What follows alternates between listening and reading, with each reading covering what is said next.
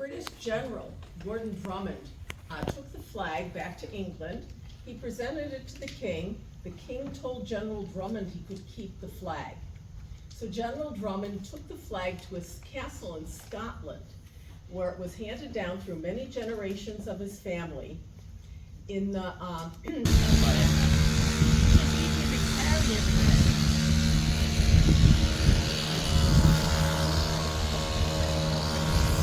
There's the Old Fort. Virginia. So they fought for the Confederacy.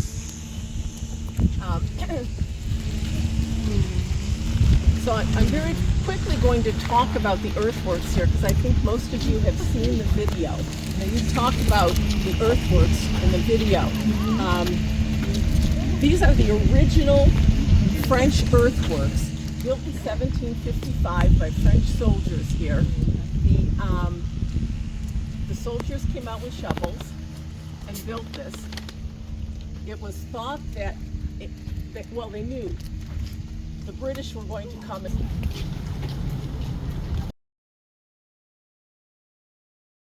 condo building.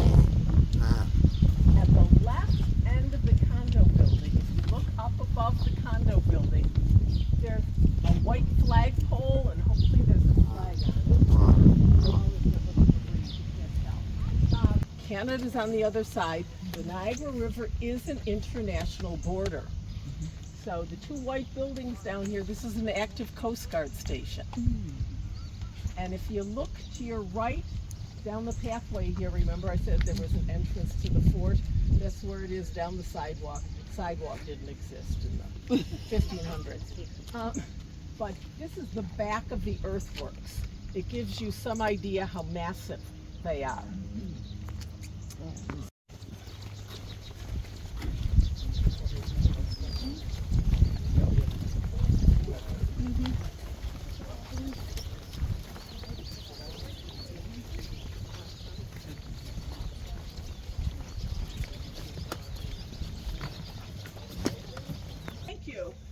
For the fur trade that the French had with the native people. This was one of the reasons for building the fort, the entry to the Great Lakes, but the fur trade also.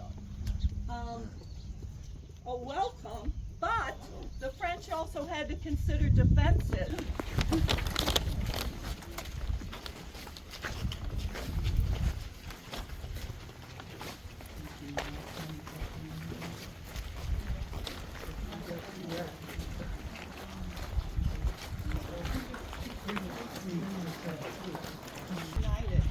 This was a protection, a guard house that the British built because they wanted to look, make sure they had the height to see if there was any enemies approaching.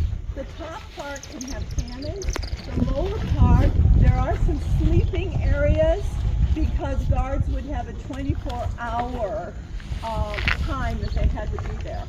And the lower part was for storage. You can go in this after I'm finished, and you want to go in the buildings, you can go all the way up to the third floor. This is a storage for the forts that if they were French on the Great Lakes or British on the Great Lakes. Okay? There's a huge map in there, it's worth your time. This one doesn't look like it's the stone, but there's a reason for that. It's where gunpowder was stored, called the powder magazine.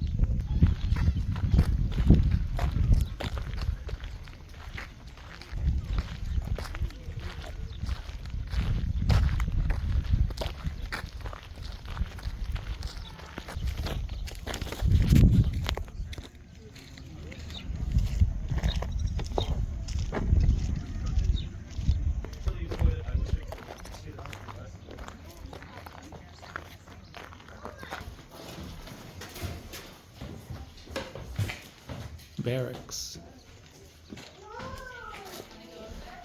Where's the architect? There's no way there was two sets of stairs. It doesn't make sense.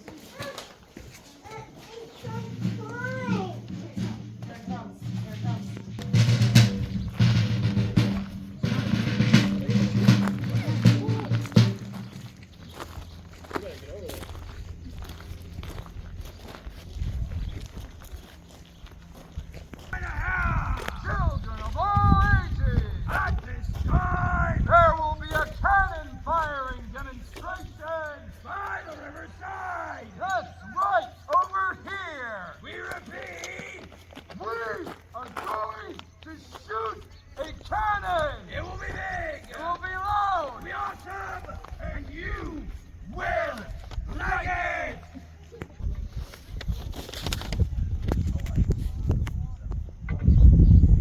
Right then, ladies and gentlemen, I believe it's time we started. So what we've gathered you all here for today is a demonstration of artillery. And what I mean by artillery is the big guns. Big guns kind of like this cannon that the crew is around right now. Ram down, charge. Everything we've just done involves loading the projectile and its powder. The ram is used to push the charge all the way back to the back of the barrel, where Will now pick and pry. He takes a long brass needle, inserts that down the vent, and punctures the bag of gunpowder.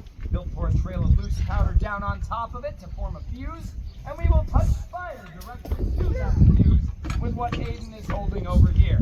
This is a lint stock, a piece of cotton cord soaked in potassium nitrate and vinegar so that it burns slowly and intensely like a lit cigarette.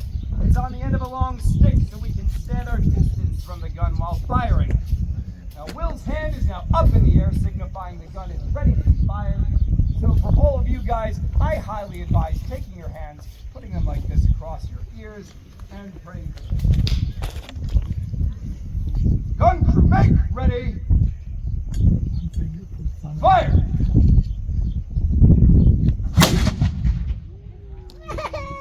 And this whole thing happens every 30 seconds. You can well understand why this is such a terrifying weapon, ladies